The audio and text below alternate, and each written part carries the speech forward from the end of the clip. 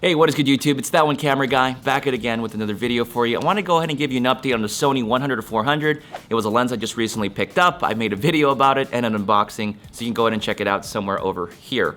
Now, my experience with this lens isn't completely brand new. I've used it before. I took a loaner out and I shot some high school soccer. I was really impressed with the overall results, and that's when I started deciding maybe I should pick up this lens for some spring sports. So I went and took this lens out to go shoot some baseball past evening.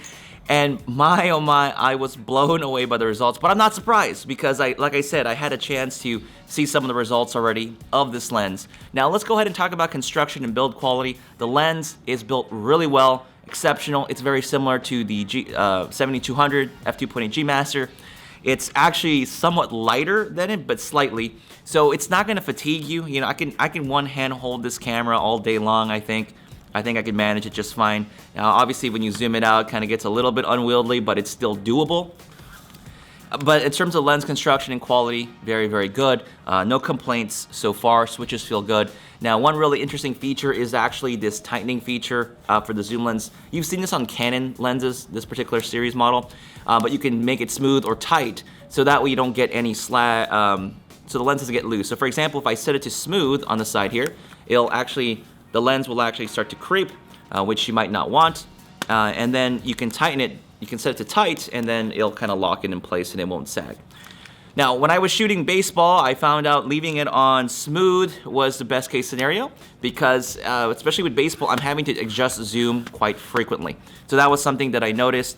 Also, I needed to get used to the zooming and extension of the lens because as you're zooming it out, it'll hit the fence, right? So I'm shooting as close as I can to the fence to get through the fence and get the best quality images that I can get. So that was something I needed to keep in mind while I was firing and shooting photos.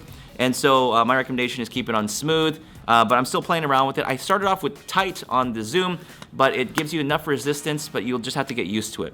I know when I was trying to zoom, I was still having issues because I've never used a lens with this kind of zoom range, so to speak. So when I was zooming in, when I was shooting the sports, I would find out I was having trouble trying to get the proper framing for some of my shots. So that kind of stunk a little bit. So keep that in mind when you're just getting used to a lens of this caliber. Other than that, you get your autofocus switch, you get your full infinity to 3 meters steady shot, and then your focus, or your stabilization mode options, you got 1 and 2. Other than that, that's all you need. You got focus hold buttons here if you want to take that and utilize it. But this lens, and again, the reason why I picked it up was because I have the 7200 Master, but I was never happy with the results of it with the teleconverters, especially with the 2x teleconverter. And a lot of the spring sports I'm going to be shooting, I need a lens with versatility. Now, I know 5.6 at 400 seems kind of daunting and scary because you hear 5.6 and you think, oh God, this is not going to have enough light. It's not going to be very good quality. But it's actually quite the opposite. This lens is incredibly sharp, as you can see in some of the examples that I've been showing you. Especially if you get all the way out to 400, you're gonna get some amazing compression in your photos. And man, you just get you get some crazy detail in your shots. And by the way, I'm shooting with the A9 for some of these shots, actually for the most of them, and through the fence. And you can just see the quality of the photographs. They just blow me away. And I know I didn't make a bad decision on the choice of getting this lens. And then when it came to using the A7R3, it just blew my mind, okay? If you're familiar with the A7R2, the 42 megapixels, this lens paired with it, my goodness, the resolution, the detail, the quality, it's gonna be there. It's phenomenal what you can get with it. Now let's go over autofocusing speed and performance. This lens is amazing. I didn't have any issues at all with autofocusing speed and performance. The A9, it kept up with the A9 the entire time.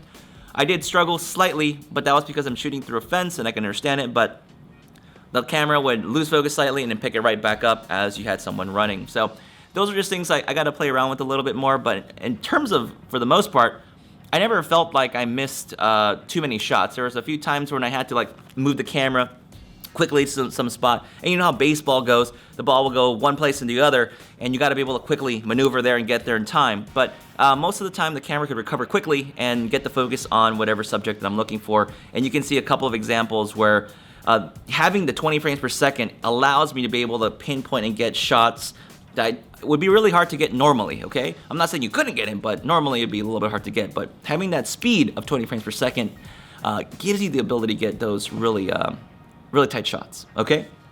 A7R3, use it Autofocus was pretty good during daytime, and it wasn't too bad at all. It's a little bit slower than I got used to, so I'm so used to the A9, but switching over to the A7R3 with the 10 frames per second, it's a little bit slower, but you can still get some amazing shots. And like I said, image quality wise, when you zoom into that into the pictures, you go 1:1, it is mind-blowing the quality that you're gonna get. Now, speaking of quality, the high ISO performance on the lens and the camera combinations are pretty good. I didn't go past 10,000 ISO, I didn't need to. I dropped down to 500 shutter speed, kind of worried about some motion blur, but I dropped to 500 shutter speed, and you can see some of the image results right now, and they look pretty good still, even at ISO 10,000, especially with this lens. And I've taken this all the way up to 25,600 with this particular lens combination, and I've been pretty happy with the results overall. So this is my first look at this lens, and I'll quickly talk a little bit about my strategy with shooting.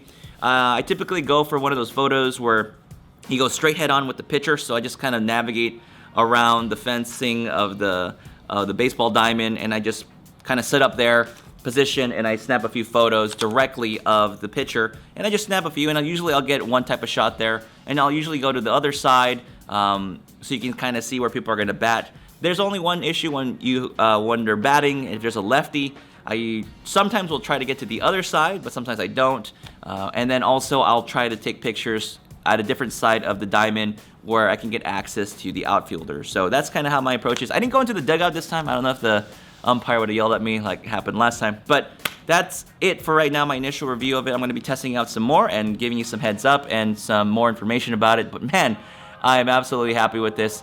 And if you found this video helpful, don't forget to give it a like, subscribe, and check out my other content. And with that said, I'm your host, That One Camera Guy, and I'll see you on the next video.